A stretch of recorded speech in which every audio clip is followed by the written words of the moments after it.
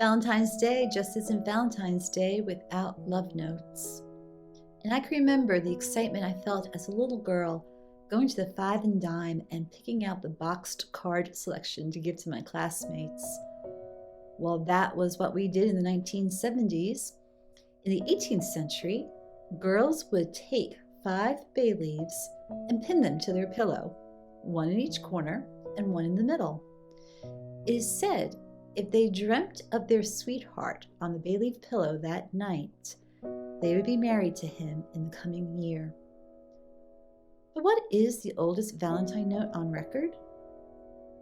Historians believe that it was written in 1477 by Marjorie Bruce to her fiancé, John Paston. It is a great example of love between two people that we have. And while love letters have taken on many variations throughout the centuries, like the one I'm trying my hand at, very few people have ever sent themselves a love note, and we should. So come, and I'll explain. Welcome to Valentine's Day here at Old Stonewall Farm, where of course I'm going to be celebrating the 18th century way. Yes, they did observe Valentine's Day back in the 1700s, even though there weren't any Hallmark stores to be found. But there was something that they did. They wrote letters, and it was packaged in the way of what was called a puzzle purse. Now, it's kind of like an origami foldable thing. It's like a puzzle, and you just keep opening up the layers with little messages inside, and then you got to put it back together. I am not going to give you a tutorial as to how to make an 18th century puzzle purse. These were popular in the 18th and as well as up to the mid 19th century. I'm not going to show you how because I failed miserably. I spent most of the morning trying to YouTube it and find instructions how to put it together, and I have about 20 pieces of paper that are just a mess. I managed to put 2 together. I don't know how I did it though. They say that it's very easy, but to me, it's very complicated. And these magically came together. So when I tried to do it one more time to show you step by step, I couldn't do it. If you are interested in making a puzzle purse, I will put a few links in the down below so that you can go and find more capable people to show you how to do it, because I am all thumbs. But there was such a thing called the puzzle purse, and they would put love notes on it, sayings, their deepest sentiments, and they would decorate them. I am quite fond of the examples that we have of puzzle purses from the 1700s that come from the Germans in Pennsylvania Dutch area. Their artistry is just simply beautiful. I just love the hearts and the vines and the flowers that they put together. I am no artist, so I really didn't have time to decorate my puzzle purse for you. But I did break out the ink and the quill, so I'm trying to make it as 18th century as I can. Now, we might think of the 1700s as people not being very romantic as we are today, but here's an interesting tidbit.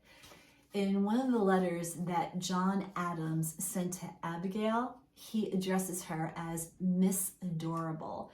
So our founding fathers did have some romantic streak to them.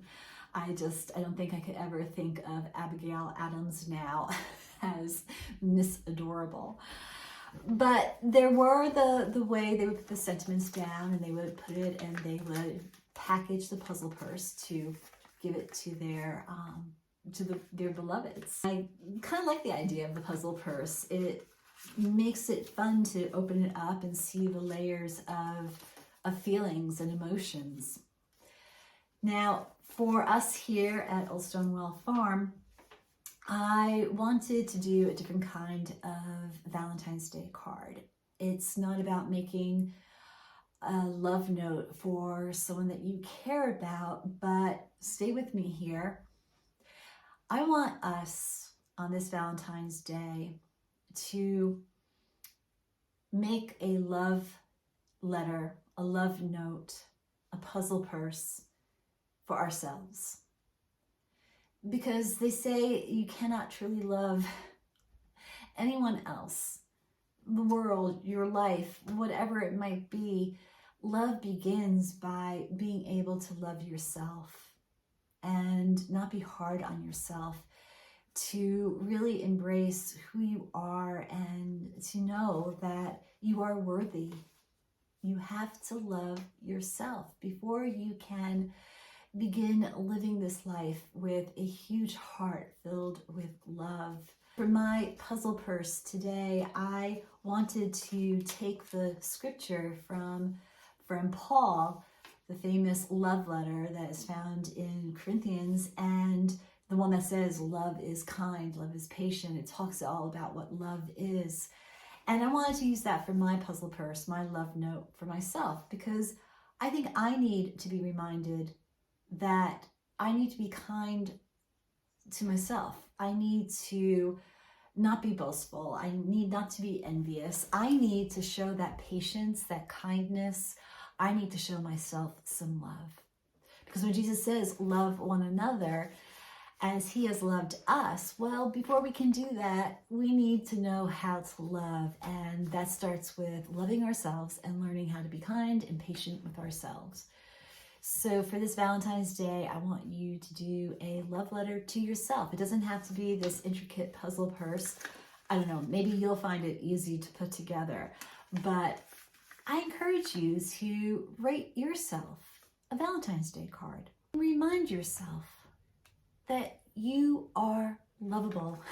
Remind yourself, as I put in this puzzle purse, that you are fearfully and wonderfully made. We all need to do a better job as to caring for ourselves. We all need to do a better job as to being kind to ourselves. And as you can see, I don't know how to put this thing back together again. I think I missed the letter writing. I think I missed that time that it takes to actually think through your thoughts and write and show the care of putting down your emotions to somebody that you care about. Yes, a text is great, email is great, social media is great, but there's something about taking the time to actually compose your thoughts.